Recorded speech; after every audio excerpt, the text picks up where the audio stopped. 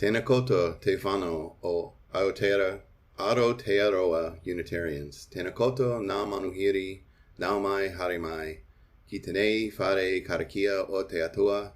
Tēnā koutou, tēnā tātou katoa. Welcome all from near and far to our virtual sanctuary. Welcome to this place of possibility. This is love's hearth, the home of hope. A refuge for minds in search of truth, unfolding, ever beautiful, ever strange. Here, compassion is our shelter, freedom our protection from the storms of bigotry and hate. In this abode, may we find comfort and courage. Here, may our sight become vision to see the unseen, to glimpse the good that is yet to be. For our opening hymn today, I've selected number 349, We Gather Together. The video I'll be playing was produced by the First Unitarian Church of Baltimore.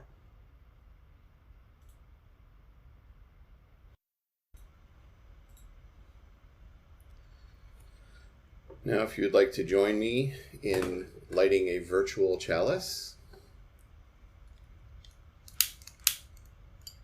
we light this chalice in memory of the courage of those who have struggled for freedom, the persistence of those who struggled for justice, and the love of those who've built beloved communities to carry on the light of hope.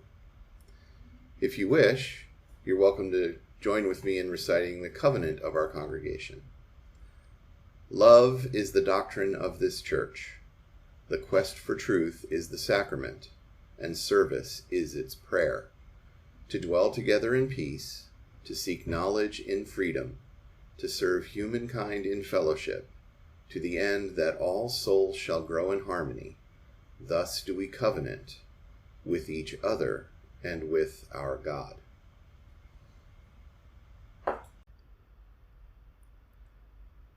And now we also light a virtual candle for all those joys and concerns we carry in our hearts and minds, but which remain unspoken. I've selected an intermediate hymn, number 338, I Seek the Spirit of a Child. The video I'll be playing was also produced by the First Unitarian Church of Baltimore.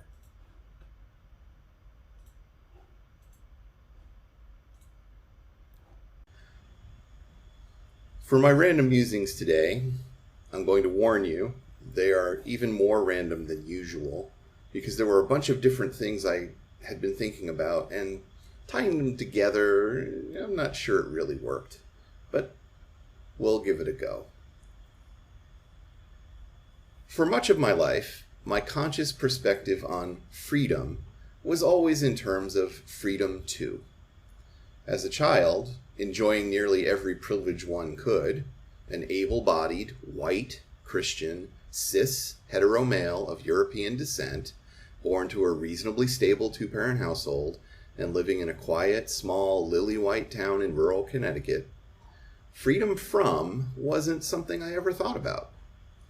Add to that the fact I was a red-blooded American living in the land of the free and the home of the brave. I was growing up in a free country, which teachers and leaders held up as a shining city on a hill, the greatest example in all history of how democracy was done. My good fortune at being an American provided, I was told, complete freedom from tyranny, oppression, fascism, and, gasp, socialism. My general thinking on personal freedom could be summarized by the last line of the Wiccan Rede, On ye harm none, do what ye will. Basically, as long as my actions didn't cause someone else real harm, I expected I should be free to do whatever brought me joy, whether in the moment or in the long run. That tended to work out pretty well for me, thanks to my built-in privilege, coupled with other elements of good fortune. As a young student, I was of well above average intelligence and really good at taking standardized tests. My success on one test got me a full tuition scholarship to a local private secondary school. That school's strong academic reputation, along with really good scores on the PSAT, and SAT, two other standardized tests, helped me gain admission to a top university, in Baltimore, as it happens. When I finished my undergraduate degree, I got a decent engineering job right away. My college girlfriend and I found a nice house to rent, and we started living the 9-to-5 life. Later that year, we married. Less than 3 years later, we bought a house. Our first offer was accepted, and we obtained financing without incident. At the time, I was 23. After my first marriage fell apart, I decided to blow up my life and do something completely different. I quit my stable but boring government job, sold the house, got rid of most of my stuff, and entered a full-time PhD program in Washington, D.C. After 2 years of being a full-time student, money was getting tight, so I figured I should start looking for a part-time engineering job.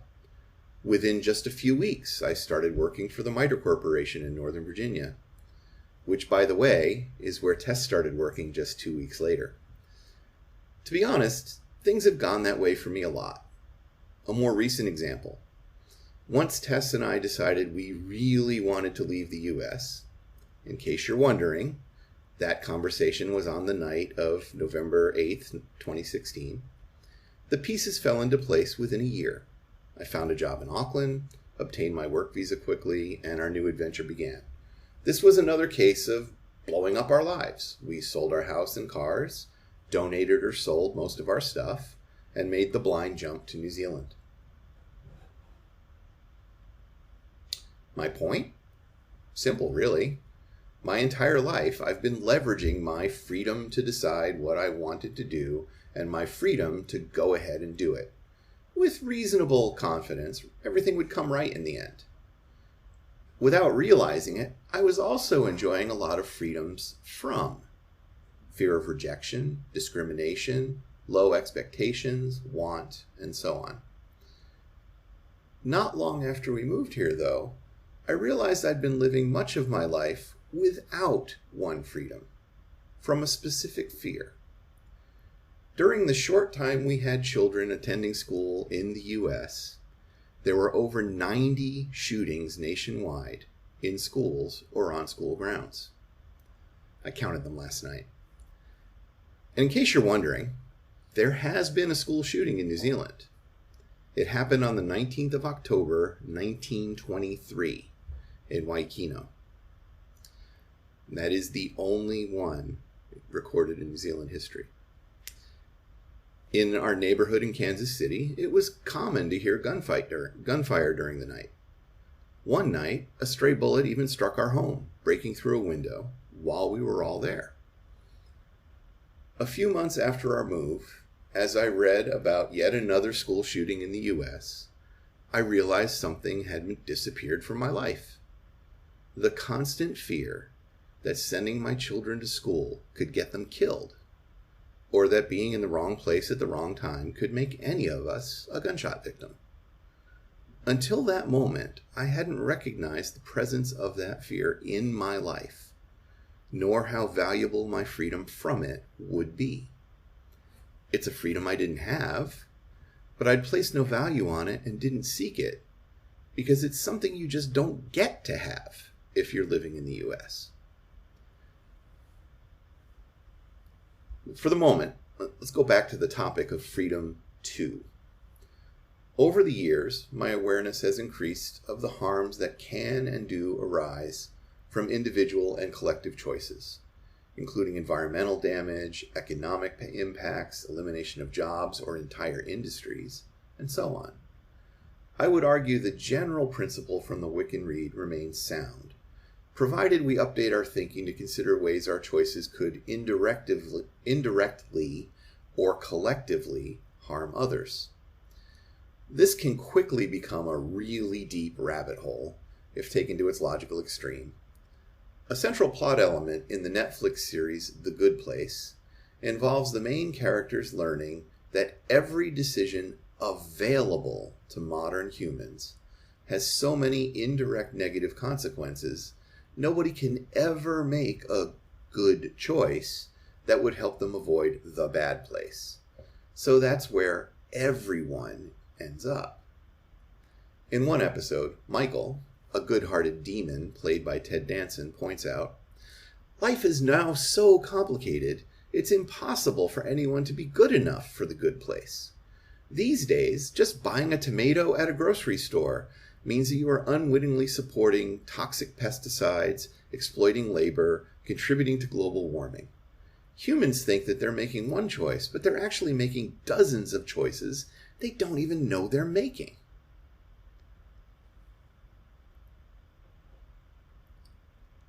Now, it shouldn't be surprising to anyone to hear what got me thinking about the nature of freedom. Viewing the anti-masking and anti-vax fervor of protesters here in New Zealand, in the US, and throughout the world, I was really stumped. Did none of these people see the harm getting their way would do? Didn't they care about protecting the vulnerable from infection? Eventually, it dawned on me that Brian Tamaki and his Freedom and Rights Coalition, as well as many of the myriad protest groups in the US and other countries, aren't talking about the same freedom I am. Their cries for freedom are about that conservative brand. Freedom from government interference in protecting and growing individual and corporate wealth. Keeping megachurches open and the donations rolling in. Packing concerts, festivals, and bars. Getting international student and tourist dollars back into the economy. Any amount of potential harm to others, including deaths, hospitalizations, or long COVID, or potential costs to other taxpayers, is acceptable, it seems, as long as they get to keep earning. Now that I understand what the conservative concept of freedom means, and the harm those fighting for it are willing to inflict on others, I've realized I value another important freedom I don't have. Freedom from the fear people like that will get their way. As FDR pointed out over 80 years ago, securing our freedom from such a fear requires collective, organized action.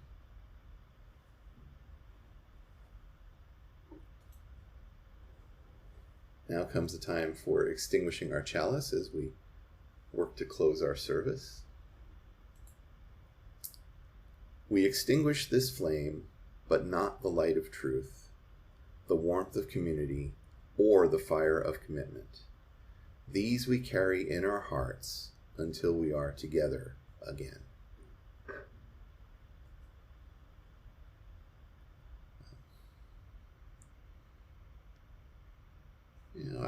I debated whether or not to do a closing hymn, but I really like it, so we're going to go ahead and do it.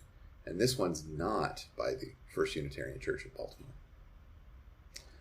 For our closing hymn, we're going to do number 108, My Life Flows On in Endless Song.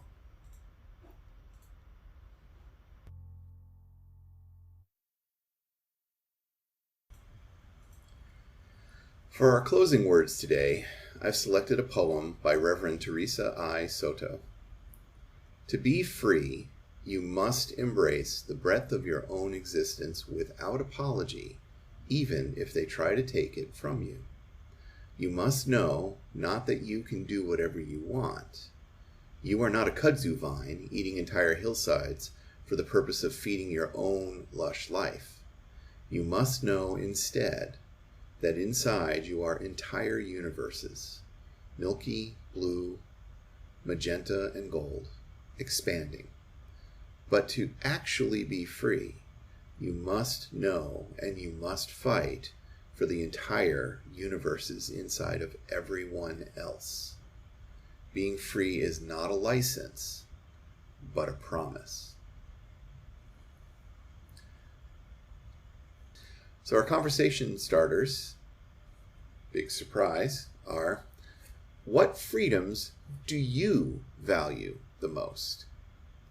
And as a follow-up to that, how have the rankings of your valued freedoms changed as you've grown older?